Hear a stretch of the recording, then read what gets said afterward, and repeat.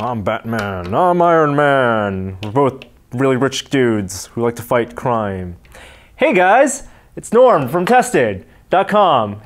I got more action figures.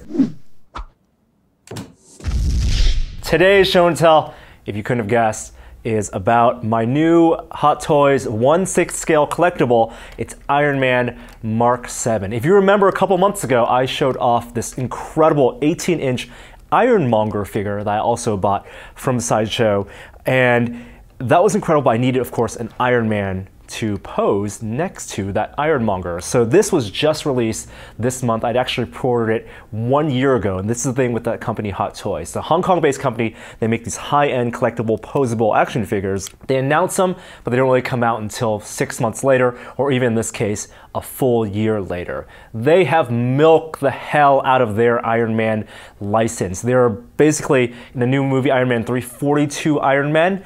They have like over a dozen different figures you can buy. I like the Mark VII the most. Now, if you're a Marvel Comics fan or a Marvel Cinema Universe fan, you'll know the difference between the subtle differences between the 7 different armors that have been seen in the movies so far. For example, the Mark I, that's the big one with the flamethrower he built in the cave. Mark II is a silver one he built in this garage. Mark III is the painted version of the silver one he used at the end of Iron Man 1 to fight Jeff Bridges. Mark IV is at the beginning of Iron Man 2 and has really weird chest lines, silver lines. I didn't like that at all. Mark V is the one that fits in the briefcase. Mark VI is the one with the diamond on his chest. And finally, at the end of the Avengers, Mark VII is the one that fits on him as he's falling out the window. And I like it because it has heavy artillery on the shoulders and lots of different weapons.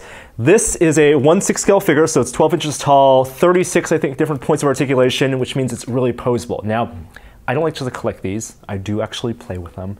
And by playing with them, I mean setting up for photography. A lot of people actually buy these toys to use to practice photography. And it's really cool. If you've been to an art store, you might have seen those wooden maquettes that people can move around for posing and for drawing, figure drawing.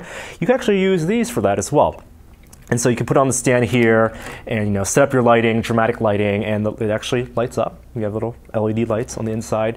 In addition to just the posability, there's also a ton of different accessories. So you have all these swappable plates, even like a face plate right here, which might look exactly the same as this face plate, but it's a little bit more battle damage. So a lot of little battle damage stuff. You can swap out the chest armor. You can add, show his missiles and stuff like that.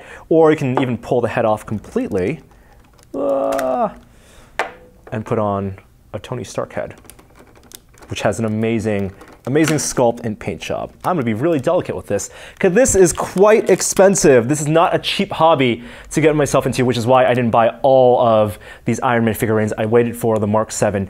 It's pretty much sold out in many places, but if you look online, if you dig on eBay, you might be able to find it. I paid a little over $200 for this one. It goes well with my Ironmonger and even my Dark Knight Batman. That's what I have for show and tell today. My obsession, continuing ongoing obsession with these collectible figurines. I'm Norm from Tested. We'll have something else cool next week. See you next time.